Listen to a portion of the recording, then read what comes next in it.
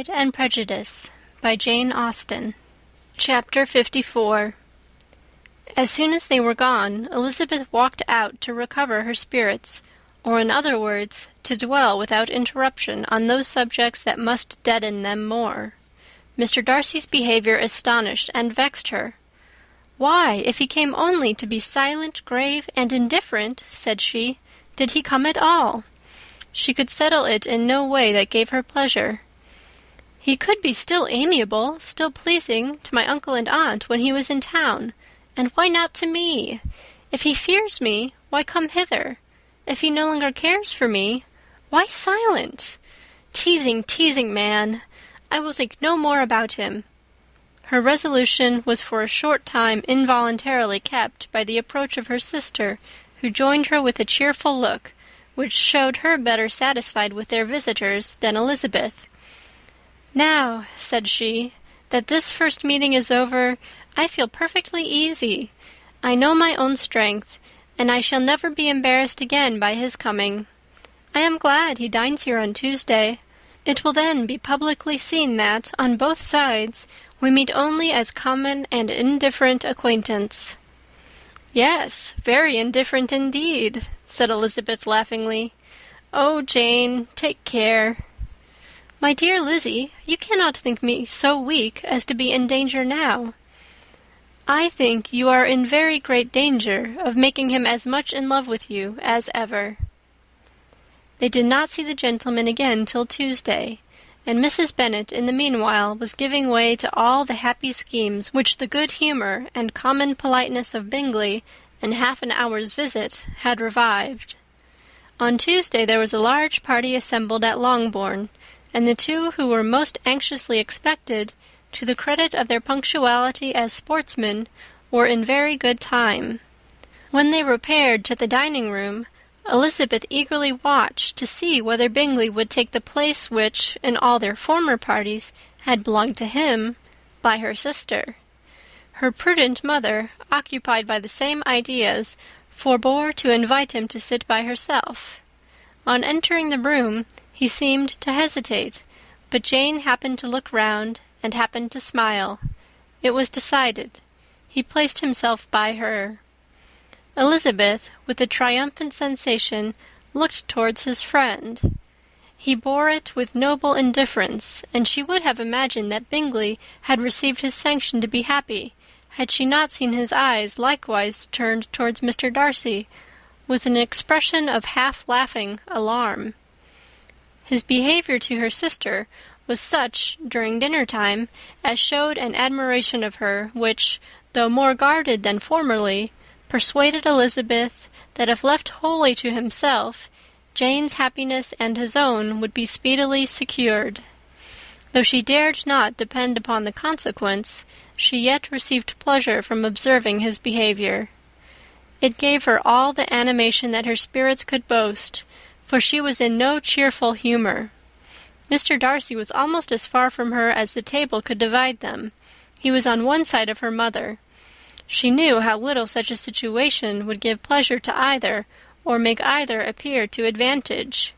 She was not near enough to hear any of their discourse, but she could see how seldom they spoke to each other, and how formal and cold was their manner whenever they did. Her mother's ungraciousness made the sense of what they owed him more painful to Elizabeth's mind, and she would at times have given anything to be privileged to tell him that his kindness was neither unknown nor unfelt by the whole of the family.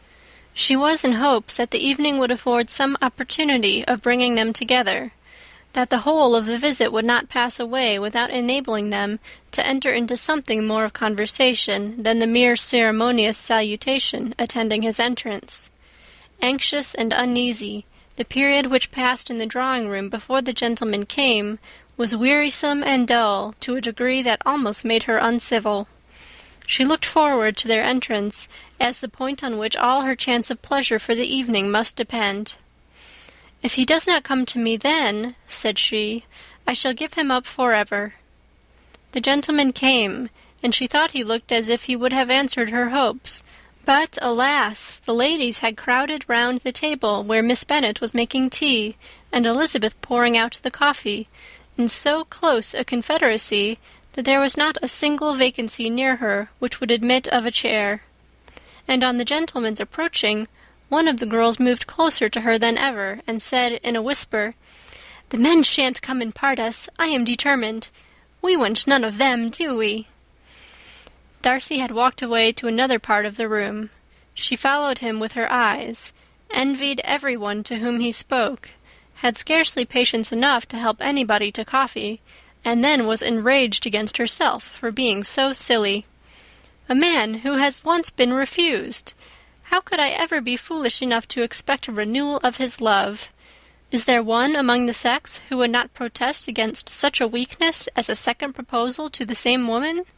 There is no indignity so abhorrent to their feelings. She was a little revived, however, by his bringing back his coffee-cup himself, and she seized the opportunity of saying, "Is your sister at Pemberley still?" "Yes, she will remain there till Christmas." "And quite alone? Have all her friends left her?" "Mrs. Annesley is with her. The others have been gone on to Scarborough these 3 weeks." She could think of nothing more to say, but if he wished to converse with her, he might have better success. He stood by her, however, for some minutes in silence, and at last, on the young lady's whispering to Elizabeth again, he walked away. When the tea-things were removed and the card-tables placed, the ladies all rose, and Elizabeth was then hoping to be soon joined by him, when all her views were overthrown by seeing him fall a victim to her mother's rapacity for whist-players, and in a few moments after seated with the rest of the party. She now lost every expectation of pleasure. They were confined for the evening at different tables, and she had nothing to hope but that his eyes were so often turned towards her side of the room as to make him play as unsuccessfully as herself. Mrs. Bennet had designed to keep the 2 Netherfield gentlemen to supper, but their carriage was unluckily ordered before any of the others, and she had no opportunity of detaining them. "Well, girls," said she, as soon as they were left to themselves, "what say you to the day? I think everything has passed off uncommonly well, I assure you. The dinner was as well dressed as any I ever saw. The venison was roasted to a turn, and everybody said they never saw so fat a haunch. The soup was 50 times better than what we had at the Lucases last week, and even Mr. Darcy acknowledged that the partridges were remarkably well done, and I suppose he has 2 or 3 French cooks at least. And my dear Jane, I never saw you look in greater beauty. Mrs. Long said so too, for I asked her whether you did not, and what do you think she said besides? 'Ah, Mrs. Bennet, we shall have her at Netherfield at last.' She did indeed. I do think Mrs. Long is as good a creature as ever lived, and her nieces are very pretty behaved girls, and not at all handsome.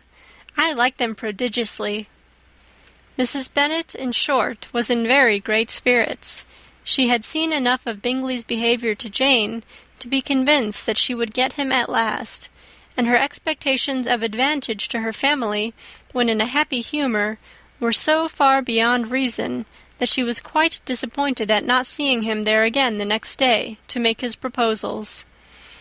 "It has been a very agreeable day," said Miss Bennet to Elizabeth. "The party seemed so well selected, so suitable one with the other. I hope we may often meet again." Elizabeth smiled. "Lizzie, you must not do so. You must not suspect me. It mortifies me.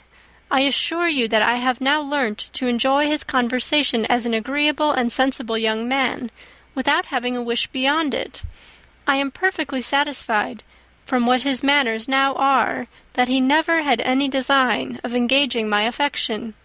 It is only that he is blessed with greater sweetness of address and a stronger desire of generally pleasing than any other man." "You are very cruel," said her sister. "You will not let me smile, and are provoking me to it every moment." "How hard it is in some cases to be believed!" "And how impossible in others." "But why should you wish to persuade me that I feel more than I acknowledge?"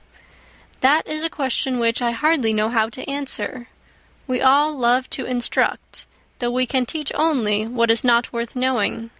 Forgive me, and if you persist in indifference, do not make me your confidant. End of chapter 54.